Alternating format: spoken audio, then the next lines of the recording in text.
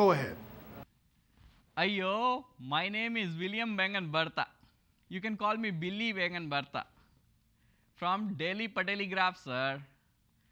The question is, how do you respond to the critics who say GM stands for Government Motors? What I would say to their face is a message I hope is heard loud and clear. If they, or someone they know, are in need of a new car, I can get you a great deal on an '09 model. Take my card, no pressure. Coming through, hot stuff, coming through. Ooh, Helen, you have the best seat in the house. Justin Powerbottom, evening penetration. Mr. President, you were looking fierce. No homo. Can you do me a big favor? Since you're from Hawaii, do you think you could, lay me? It would be my pleasure. Let me just whip it out. Bomber. Oh. Oh, it's still warm. Barack rhymes with what? Mr. President, how do you comment to the proposed changes to Don't Ask, Don't Tell? It's called Don't Ask, Don't Tell for a reason. Our military lives up to it. I'm going to live up to it. Why can't you? Yes, you, the man with the large afro. Who, me? No, the other guy with the afro. Who, me? No, the good-looking brother right there with the afro. Jay Kincaid, what's happening news? Thank you, Mr. President. I'm a huge fan of yours. And I hope you don't mind me saying this, but you're a good-looking man in person. Hey, whoa, wait, this was your idea. You guys put me up to this. Silly white boy. Thank you, Mr. Kincaid. It's funny because I'm a huge fan of yours. I've followed your reporting over the years, and I also think that you're a good-looking man in person. Oh my gosh, am I having my first man crush? You can feel it too. We should hang out when you're not doing anything. Maybe shoot some hoops. Hit me up on my Afroberry. What's your question? Were you a fan of Michael Jackson? I was a huge fan up until the incident. Are you referring to the molestation allegations, which he was found innocent of? And so was OJ. But no, it was not the incident I was speaking about. It was when I heard his song Black or White for the first time. Well, if it doesn't matter that you're black or white, then it must matter that you're both. That made me sad. So I wrote a poem about Michael. Would you like to hear it? Not in my house. Stand down and let me recite my poem. I need to get this off my chest. Here it goes. Though he may not have been a thriller, looking at the man in the mirror, he was no smooth criminal, 'cause the kid was not his son. Who's bad? I'm bad. I heard him say, don't stop till we get enough. So tell him that it's human nature. Why did he do me that way?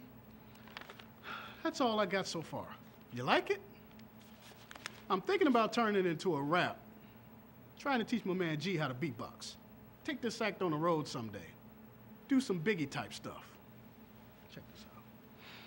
It was all a dream. I used to read Time magazine, JFK, Khrushchev in the back of the limousine.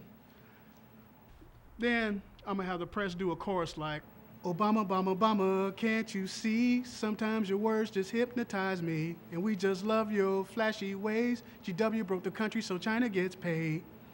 You know, something like that. Word. Barry P. Newton from the Southside Militant Reporter.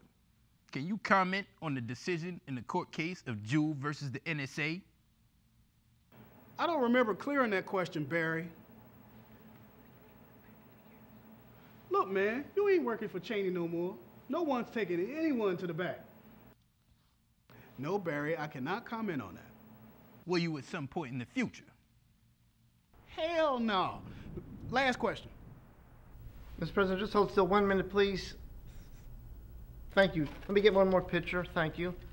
Okay, please hold still one more picture. And that's great. I should have these developed within 3 weeks easy. Now, Mr. President, how did you respond to the allegations that your socialist policies have led our nation one step closer to socialism? What's your name and who do you represent? I'm Richard Wad, Fox News. You know our slogan, we extort and decide for you. Well, Dick, do you have grandparents? Yes, with all due respect, sir, I prefer to be called Richard, like our great 37th president. And the answer is yes, I do. Okay, Dick. Are any of them on Medicare or collect Social Security? It's Richard, sir, and yes, they all do. And recently my mother retired and started to collect her Social Security benefits. Do you still live in a representative republic? A what? You're a fool, Dick. So let me speak your language. Do you live in a democracy? Yes, but what does that have to do with my question? Well, Dick, from the first introduction of social safety nets in the 30s by FDR, there has always been a group of people, namely, but not exclusively, the Republicans, who screamed socialism. So I ask you, has their past accusations of socialism turned out to be right? You know, it's kind of funny. As soon as you get a little color into the White House, the critics all of a sudden come rushing out. I'm just wondering, what were they doing for the last 8 years? Let me finish. Here's the truth about the claims that I'm turning America into a socialist country. I'm totally messing with the Republican heads. See, I decided that after 8 years of living under the fear of that last administration was turning this country into a totalitarian state. I wanted some revenge. From the stolen election of 2000 to the erosion of civil liberties after 9/11. For 8 long years, I lived in fear.